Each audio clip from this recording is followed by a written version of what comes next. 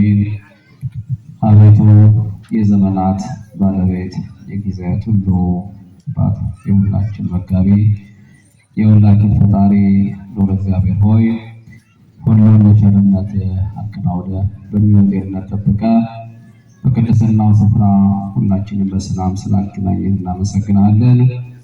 ክቡር አባታችን መልአከ ገነት ቀሲስ ታምሩ ክፍሌ የዚህ ታላቅ ደብር አስተዳዳሪ፣ ክቡር መምህራችን መምህር ዘላለም የደብሩ የስብከተ ወንጌል ኃላፊ፣ ክቡር መምህራችን መምህር የዚዓለም የዚህ ታላቅ ደብር ስብከተ ወንጌል መምህር፣ እንዲሁም የደብሩ የሰንበት ትምህርት ቤት ዘማሪያንና ዘማሪያት፣ አበው ካህናት፣ ዲያቆናት ሁላችሁ ምዕመናንና ምዕመናት በሕያው አምላክ በእግዚአብሔር ፍጹም ሰላም እንደምን ሰነበታችሁ? እንደምን አደራችሁ? በቸርነቱ የጎበኘን ጤንነትን የሰጠን በቅድስናው ስፍራ ለማያልፈው ዘላለማዊ ለሆነው በጎ ሐሳብ የሰበሰበን የሁላችን አምላክ የሁላችን አባት አምላካችን እግዚአብሔር ስሙ የተመሰገነ ይሁን። እንኳን ለወርኃ ዐቢይ ጾም ወደ ሕይወታችን ተመልሰን ራሳችን ወደምናይበት ለድህነትና ለንስሐ ዕድል ወደሆነው ታላቅ ስጦታ በሰላምና በዕድሜ በጤንነት አደረሳችሁ አደረሰን።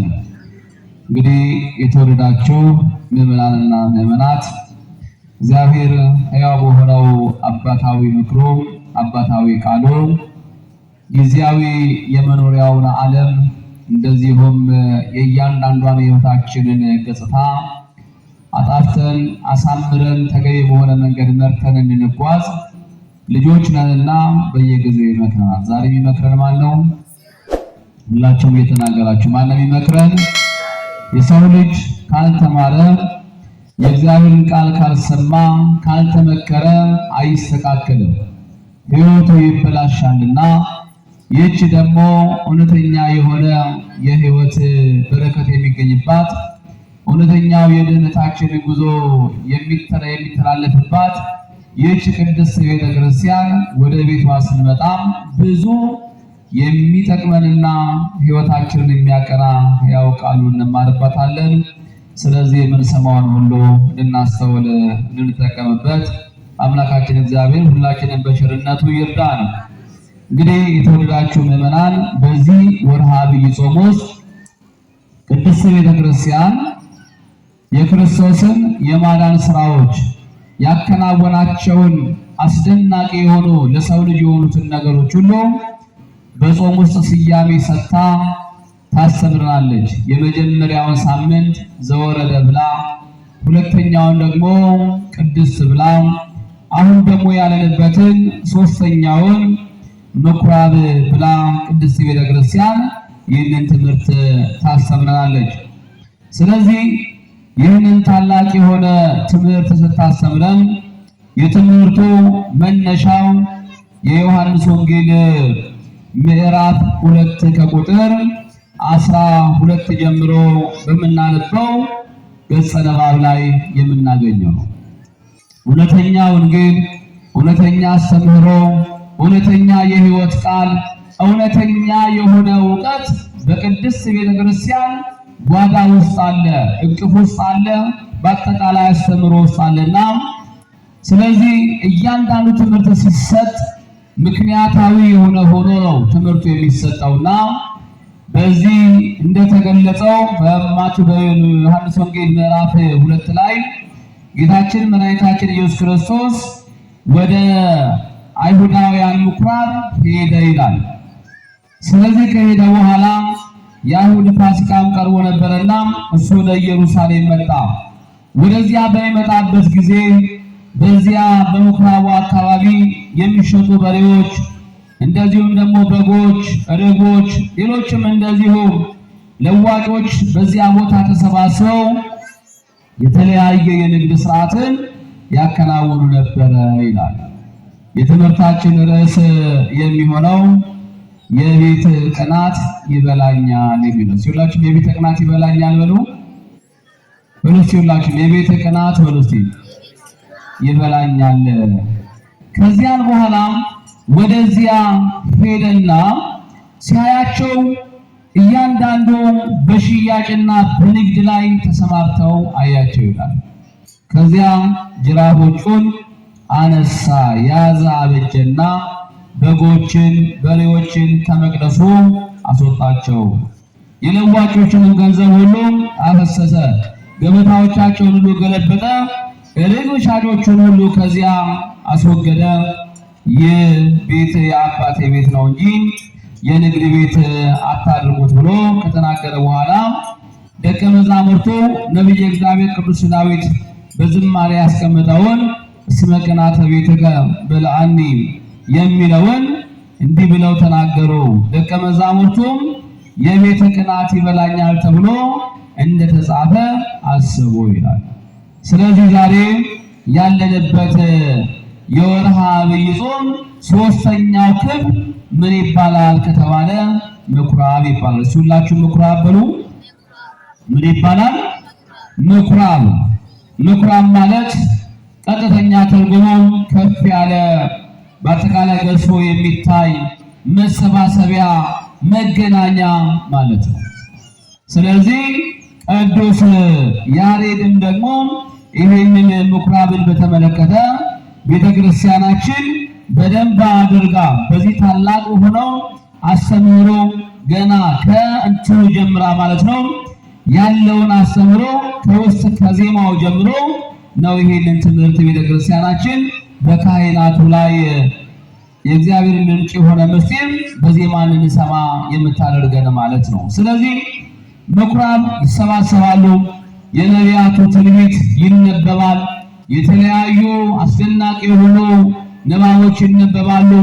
ስለዚህ ጌታችን መድኃኒታችን ኢየሱስ ክርስቶስ ደግሞ ወደ ምኩራብ እየሄደ እንደዚህ ድውያነ ሥጋን በትምህርት ድውያነ ነፍስን ደግሞ በተአምራት እያዳነም የተለያየ ስራ ይሰራና እንደዚሁ የሚያስተምራቸው እንዲሁም ደግሞ የተለያዩ አስደናቂ ነገሮችን ይነግራቸው ነበረ።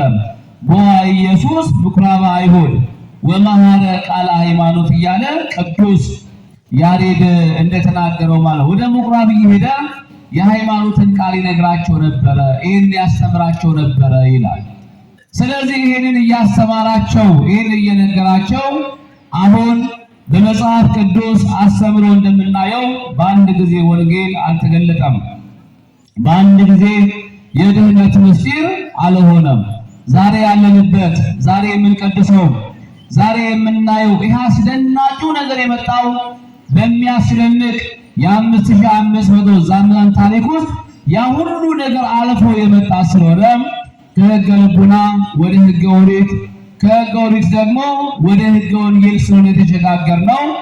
ስለዚህ አሁን በዚህ በምኩራብ ውስጥ ከምናያቸው ነገሮች አንዱ በመጀመሪያ የሰው ልጅ ለስርየተ ኃጢአት በአጠቃላይ ከእግዚአብሔር መቅሰፍት ለመዳን እንደዚሁም ከተለያዩ የእግዚአብሔር ቁጣዎች ለመዳን ከእግዚአብሔር ጋር ለመታረቅ የሚቀርቡ የተለያዩ መስዋዕቶች ነበሩ። የበግ መስዋዕት አለ፣ እንደዚሁም ደግሞ የተለያዩ የጥጃዎች መስዋዕት አለ። ብዙ አይነት መስዋዕቶች ይቀርቡ ነበርና ስለዚህ መስዋዕቱ የሚቀርበው በቤተ መቅደሱ ነው። ነገር ግን ሽያጩን ምኑ ደግሞ የሚያከናውኑት በሚሰባሰቡበት በሚማማሩበት በዚያ በምኩራብ ውስጥ ስለነበረ ከሰው ትምህርትና እውቀት ይልቅ ወደ ምን አድልተው ነበር ይላል? ወደ ንግድ አድልተው ነበረ፣ ወደ ስጋዊ ጥቅም አድልተው ነበረ። ስለዚህ ወደዚህ አድልተው ባሉበት ሰዓት ጌታችን መድኃኒታችን ኢየሱስ ክርስቶስ በተነገረው ትንቢት በተጻፈው መሰረት አማናዊ የሆነውን የማዳን ምስጢር ሊያከናውን በዚህ ጉዞ ውስጥ ነው። አሁን ቤተ መቅደሴ የኔ የአባቴ ቤተ መቅደስ የሚነገድበት እንደዚህም የሚለወጥበት የሚሸጥበት አይደለም። ይሄ ቤት የጸሎት ቤትና የድህነት ቤት ነው። ከዚህ በኋላ በዚህ ቦታ የርግብ የዋኖስ እንደዚህም የጥጃ እንደዚህም የተለያዩ የበጎች መስዋዕት አይቀርብም። አሁን መቅደሱ ይጸዳል። አሁን መቅደሱ አማናዊ መስዋዕት የሚፈተትበት ይሆናል። አሁን መቅደሱ የብዙዎች የሕይወት ድህነት የሚፈጸምበት ዘላለማዊ ዋጋ የሚሰጥበት ይሆናል ብሎ እግዚአብሔር አምላካችን የሁላችን ንጉሥ ጌታችን መድኃኒታችን ኢየሱስ ክርስቶስ ጅራፍ አበጅቶ ውጡ አላቸው። ከዚያ እያንዳንዱ ነጋዴዎቹ ሁሉ በዛ አካባቢ የነበሩት ሁሉ ወጡ ሄዱ ይላል። እግዚአብሔር ልጆች ይህ ዛሬ በምኩራብ ውስጥ ይህንን ጌታችን መድኃኒታችን ኢየሱስ ክርስቶስ ያደረገው ከአሁን በኋላ አማናዊ መስዋዕት ዘላለማዊ የሆነ ድህነት የሚሰጠው ሥጋዬን ደሜን በቀራንዮ ከተቆረሰ ደሜ ከፈሰሰ በኋላ ይህ መቅደስ ለዚያ እውነት ይሆናል ብሎ የተናገረበትን ታላቅ የሆነ ምስጢር ነው የምናየው። አሁን እግዚአብሔር ልጆች በእያንዳንዳችን የሕይወት ገጽታ ውስጥ ነገሮችን ሁሉ እንድናይ ግን የቤት ቅናት ይበላኛል የሚለው እጅግ በጣም ታላቅ የሆነ ምስጢር ነው። ቤት ማለት ማደሪያ ማለት ነው። ሁላችሁ ቤት በሉ። ቤት ማለት ማለት ነው ማደሪያ፣ በአጠቃላይ ሄደን የምናርፍበት ደስ የምንሰኝበት ማለት ነው። እስኪ ከእናንተም ቤቱ ደስ የማይል ቢሆነው ቤቱ የማያምር ቢሆን በአጠቃላይ ስለ ቤቱ መበላሸት፣ ስለ ቤቱ ጥሩ አለመሆን፣ ስለ ቤቱ በአንዳንድ ነገሮች ምቹ አለመሆን እኮ የማያዝን ሰው የለም። ስለዚህ የቤት ቅናት ይበላኛል ተብሎ ቀድሞ ተነግሯል ብለው ይሄንን ተናግረዋል። ቤት የሚለው ቃል ምን ማለት ነው? ቤት የሚለው አስተምሮ ምንድነው የሚለውን ነገር ማወቅ ያስፈልጋል። እግዚአብሔር ልጆች ከተፈጠሩት ከ22 የሥነ ፍጥረታት ምስጢር እግዚአብሔር እንደ ሰው ያከበረው የለም። ነገሩን በደም እንደማን ያከበረው የለም? እንደ ሰው የወደደው የለም። እንደ ሰው የመረጠው የለም። እንደ ሰው ዋጋ የከፈለለት የለም። እንደ ሰው ሕይወቱን የሰጠው መስዋዕት የሆነለት የለም። ይህን ያህል የወደደን እግዚአብሔር ነው። ማን ነው የወደደን? እግዚአብሔር ነው። ሁላችንም የተወደድን በፍቅር የተጠራን ወደ ቅድስናው ስፍራ በክብር ኑ የተባልን እኛ የእግዚአብሔር ልጆች ነን። ስለዚህ ቤት የሚለውን ከሚዳሰሰው በአጠቃላይ ከሚታየው ከዚያ በመጀመሪያ ወደኛ ሕይወት መምጣት ስላለብኝ ነው። ምክንያቱም የቤት ቅናትን ይበላኛል፣ ቤት ያንተን ቤት ሳየው ስላንተ ቤት እኔ ቆረቆረኛል ይላል። የመጀመሪያው ቤት የምንለው የእግዚአብሔር ማደሪያ የሆነ እግዚአብሔር የሚመለክበት የእግዚአብሔር ክብር የሚነገርበት እግዚአብሔር የሚፈልገው ለዘላለማዊ ሕይወት የታጨው ማን ነው ሲባል እኛ ሰዎች ነን። እስቲ ሁላችሁም እኛ በሉ። የእግዚአብሔር ቤተ መቅደሶች ነን። እስቲ በሉ ሁላችሁም እኛ በሉ። የእግዚአብሔር ቤተ መቅደሶች ነን። እኛ የማን ቤተ መቅደስ ነን? የምናስቀና በአጠቃላይ በፍቅር የምንታይ በእንክብካቤ የምንታይ በብዙ መንገዶች በክብር የምንታይ እኛ ማንን ከተባልን እኛ የእግዚአብሔር ቤተ መቅደሶች ነን። ምንድነው የሚለው መጽሐፍ ቅዱሱም በአንደኛ ቆሮንቶስ ላይ ምዕራፍ 6 ቁጥር 15 ላይ እንደተነገረው ማለት ነው ስጋጂ ስጋቸው ይላል የክርስቶስ ብልቶች እንደሆኑ አታውቁምን እያለ ይናገርና ወደታችን ወረድ ብሎ እናንተ የእግዚአብሔር ቤተ መቅደስ የመንፈስ ቅዱስ ቤተ መቅደስ ቁጥር 20 ላይ ስጋችሁ ከእግዚአብሔር የተቀበላችሁት በእናንተ የሚኖረው የመንፈስ ቅዱስ ቤተ መቅደስ እንደሆነ አታውቁምን? በዋጋ ተገዝታችኋል እንጂ ለራሳችሁ አይደላችሁም። ስለዚህ በስጋችሁ እግዚአብሔርን አክብሩ። ስለዚህ እኛ ማለት የምንፈለግና ዋጋ የተከፈለልን ነን። እኛ ሕይወት ውስጥ ሽያጭ ካለ፣ ንግድ ካለ፣ ውሸት ካለ፣ ስካር ካለ፣ ዝሙት ካለ፣ ርኩሰት ካለ እግዚአብሔር ያዝናል። እኛ የእግዚአብሔር ነን። እኔ የእግዚአብሔር ነኝ በሉ በሉ ሁላችሁ። እኛ የማን ነን? እግዚአብሔር ሁል ጊዜ የሚያየን ዘወትር የሚያየን ሁል ጊዜ የሚንከባከበን ሁልጊዜ በስስት የሚመለከተን እያንዳንዳችንን ለዘላለማዊ ሕይወት ያጨን እኛ የማን ቤተ መቅደሶች ነን? የእግዚአብሔር ቤተ መቅደሶች ነን። አብዛኛውን ሰው በክርስትና አስተምህሮ ለራሱ የሚሰጠው ትርጉም የተሳሳተ ነው።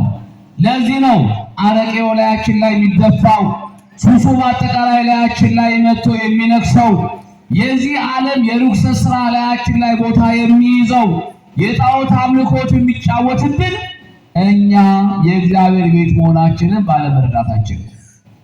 ስለዚህ እግዚአብሔር ጅራፉን ያነሳል። ያነሳል ወይስ አያነሳም? እግዚአብሔር ይጋረፋል።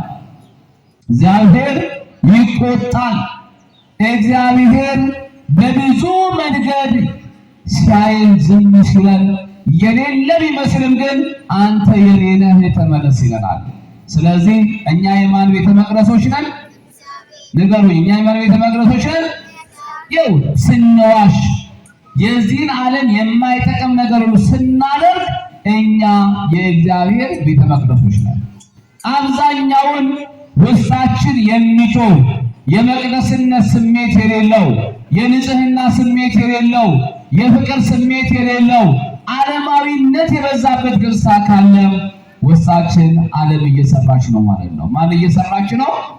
በእኛ ላይ እግዚአብሔር ይክበር ወይስ ዓለም ትክበር? ንገሩኛ። ማን ይክበር? ንገሩኛ። ማን ይክበር? እግዚአብሔር። በእኛ ላይ የዓለም ነገር ይገለጽ ወይስ የእግዚአብሔር ነገር ይገለጽ? አንድ ሰው እየሰከረ፣ አንድ ሰው በተለያየ ሱስ ተይዞ የተንገዳገደ፣ አንድ ሰው ወደ ጥንቁልና እየሄደ፣ አንድ ሰው በማይጠቅም ነገር አንገቱ ላይ የሆነ ማተብ አስሮ በማይረባ ነገር ሲገለጥ ማን የነገሰበት? ማን የነገሰበት?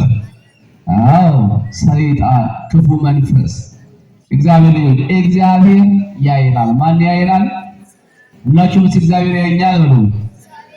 ከሰው አይን ይልቅ የማን አይን ያስፈራል? በሏ። የማን አይን ያስፈራል? ስለዚህ የቤተ ቅናት ይበላኛል።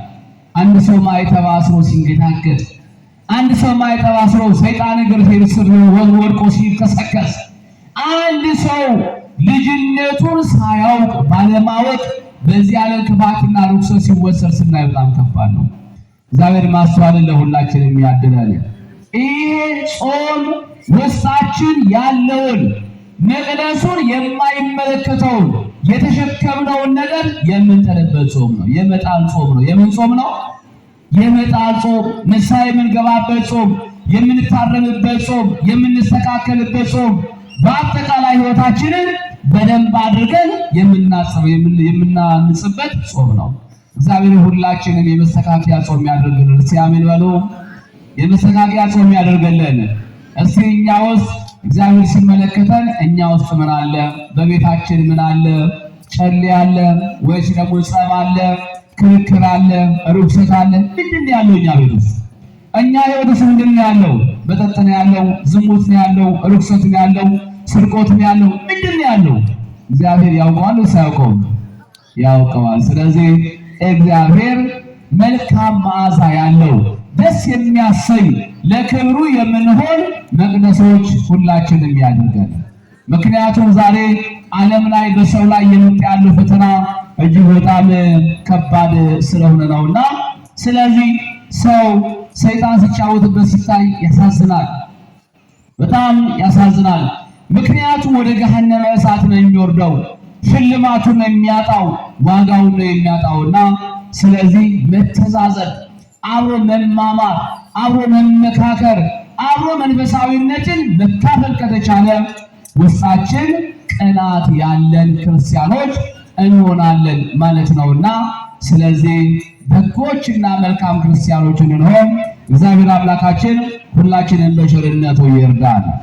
ሌላው የአባቴ ቤት ብሎ የተናገረው ስመ ቅናተ ቤት ከብርሃን በላን ብሎ የተነገረበት ሌላው ዋነኛው ትርጉም ምንድነው? የቤት ቅናት ይበላኛል የተባለው ቤት የተባለው ይሄ መቅደሱ የእግዚአብሔር ቤት ነው። የማን ቤት ነው? ይሄ ቤት ነገሩ የማን ቤት ነው?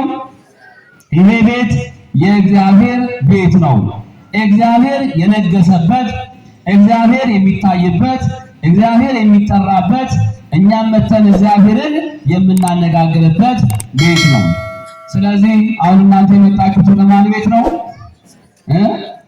ወደ አባታችን ወደ እግዚአብሔር ቤት ሁል ጊዜ መልካም ድምፅ ወደምንሰማበት ውስጣችን የሚያርፈውን የሚያሳርፈውን ታላቁን የሕይወት ምግብ የምንመገብበት ኃጢአታችንን የምንጥልበት ከአባታችን ጋር የምንነጋገርበት ቤት ይሄ ቤት የማን ቤት ነው? የእግዚአብሔር ቤት ነው። ስለዚህ ቤት ምን ይላል መጽሐፍ ቅዱስ ሲናገር? አንደኛ ጢሞቴዎስ ምዕራፍ 3 ከቁጥር 15 ላይ ሲናገር እንደዚህ ይላል፣ ብዘገይ ግን በእግዚአብሔር ማደሪያ ቤት እንዴት መኖር እንደሚገባ ታውቅ ዘንድ እጽፍልሃለሁ። ቤቱ የእውነት አምድና መሰረት የሕያው እግዚአብሔር ቤተክርስቲያን ነው ይላል። ቤቱ ምንድነው?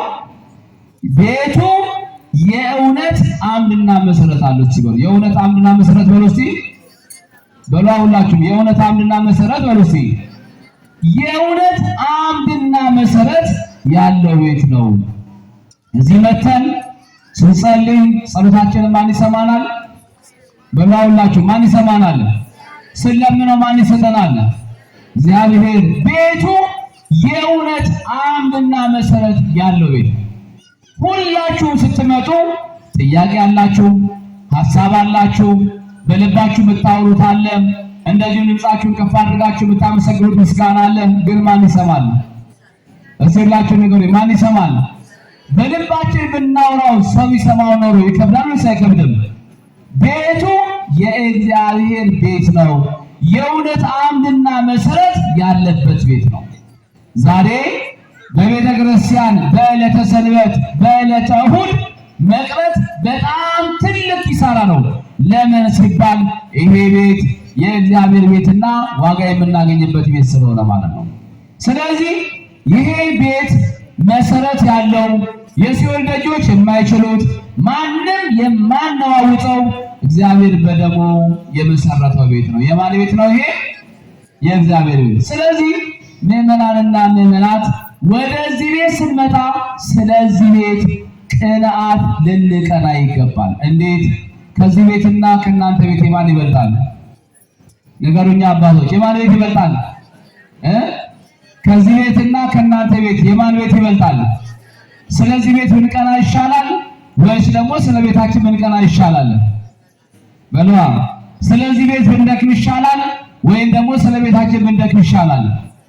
የእያንዳንዳችን የነፍስ ታሪክ፣ የዋጋ ታሪክ፣ የስማችን በዘላለማዊ ሕይወት የመጻፍ ታሪክ ያለው እዚህ ቤት ነው። የት ነው ያለው?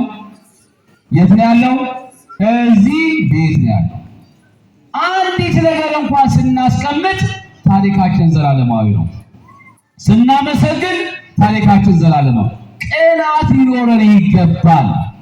ስለ ቤቱ ልንቀና ይገባል። እኔ ምንድነው ማድረግ ያለብኝ? ምንድነው መስራት ያለብኝ? እስቲ አንተ ጠይቃችሁ። ረጅም ጊዜ የምትኖሩት ቤታችሁ ነው ቤተክርስቲያን ነው? አቤት፣ የት ነው የምንኖረው? ሞተን ተቀብረን እንኳን እማትሰለቸን ቤተክርስቲያን ናት።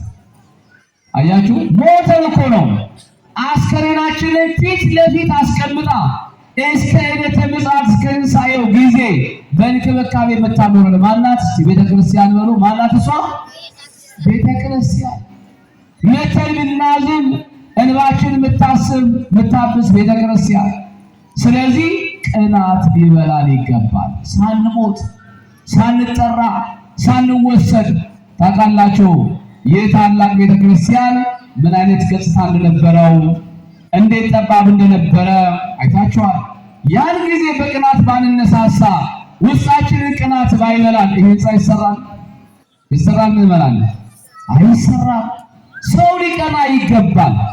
ካልቀናን የሆነ ነገር በህይወታችን ሊስተካከል አይችልምና በዘመናችን ለተወደደው መቅደሱ እንድንቀና አምላካችን እግዚአብሔር ሁላችንም በቸርነቱ ይርዳል። ይሄ የፈሰሰ ክርስትናውን የማይረዳ ቤቱ የሱ የማይመስለው እንደ ዋጋውን ያልተረዳ እንዲሁ ምንም እንደፈለገ ሲሆን ቤተክርስቲያኑ ጫካ ሲሆን ልማቱ አጠቃላይ ሲቋረጥ ቅናት የማይሰማው የራሱን ድርሻ በመጠኑ እንኳን ማበርከት የማይፈልግ ይሄ ውስጡ ምን አለ ማለት ነው? ንግድ አለ ማለት ነው። ይህንን ዓለም በአጠቃላይ ወዷል ማለት ነው።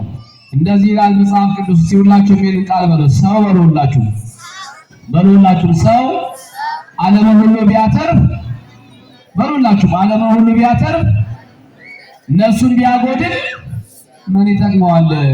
ዓለምን ብናተርፍ ቤታችንን በወርቅ ብንሰራ በዕንቁ ብንሰራ የእግዚአብሔር ቤት ቅናት ውስጣችን ከሌለ ዋጋ የለውም።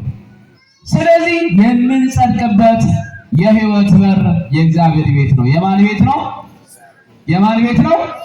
የእግዚአብሔር ቤት ነው። ስለዚህ የእግዚአብሔር ቤት ከእኛ ቀጥሎ ይሄና እኛ የእግዚአብሔር ቤትና ይሄ ቤት ስንገናኝ ነው። ሁላችሁም እንዲህ ትላላችሁ አይደል? ሲበሉት ወደ እግዚአብሔር ቤት በሉ ሁላችሁ ወደ እግዚአብሔር ቤት እንሂድ ባሉኝ ጊዜ ደስ አለኝ። እግዚአብሔርን ደስ የሚያሰኘውን አይዘል። እግዚአብሔር ደስ የሚያሰኘው ነገር የለም። እዚህ የእናንተ ምስጋና፣ የካህናቱ ምስጋና፣ የዘማሪያኑ ዝማሬ በአጠቃላይ ይሄ ሁሉ ታላቅ የሆነ ስራ የሚሰራ ነውና የእግዚአብሔር ልጆች ለራሳችን ሕይወት ከቀናን ለእግዚአብሔር ቤት መንግስት ለዚህ ለመቅደሱ ለእውነተኛው ለአምላካችን ማደሪያ መልካምና በጎ ቅራት ይሆናልና ውስጣችን ይንቀሳቀስ። የዚህን ዓለም ቢሮክራሲ እያየን የሚያልፈውን ነገር እያየን ታመንን በእውነት በእግዚአብሔር እንመን። በማን እንመን? ንገሩኝ። በማን እንመን? ያደረገው በማን ኃይል ነው? አሁን እዚህ የመጣነው በማን ኃይል ነው? የምንኖረው በማን ኃይል ነው? ምክንያታዊ በሆኑ ውስጥን በሚጎዱ ሐሳቦች ውስጣችን አይወሰድ። ከእግዚአብሔር ጋር ያለን ሕይወትና ጥብቅ ሁሉ ነገር በእርሱ ይስተካከላል። አለበለዚያ ግን ውስጣችን እንሳው የጮኸ እኛ ክፎች ሆነን ለእግዚአብሔር ቤት በሚገባ መንገድ ሳንጓዝ እየቀረን እንደ ልባችን እየጠጣን እየሰከርን እየወደቅን ጅራፉ ቢበዛ ግርፋቱ ቢበዛ ትክክል ነው። ስለዚህ እግዚአብሔር ለንስሐ ሁላችንም ያብቃል። እግዚአብሔር ሁላችንም ያስተካክለን። እግዚአብሔር አምላክ የምኩራቡን ትልቅ ምስጢር ነግሮናልና፣ ስለዚህ እግዚአብሔር ሆይ እኔ ለአንተ የምስጋና ቤት እንድሆን የቅድስና ቤት እንድሆን በልጅነቴ ያከበርኩ መልካም ልጅ እንድሆን እባክህ እርዳኝ እያልን ራሳችንን በበጎ ነገር ሁሉ በቅናት ለራሳችን እንቅና። ለምን አላስቀድስም? እንቅና። ለምን የሆነ ነገር አድርግም? እንቅና። ለምን ንስሐ አልገባም? እንቅና። ለምን አልቆርብም? እንቅና። በእግዚአብሔር ቤት ደግሞ ለምን ይሄ አይደረግም? እንቅና።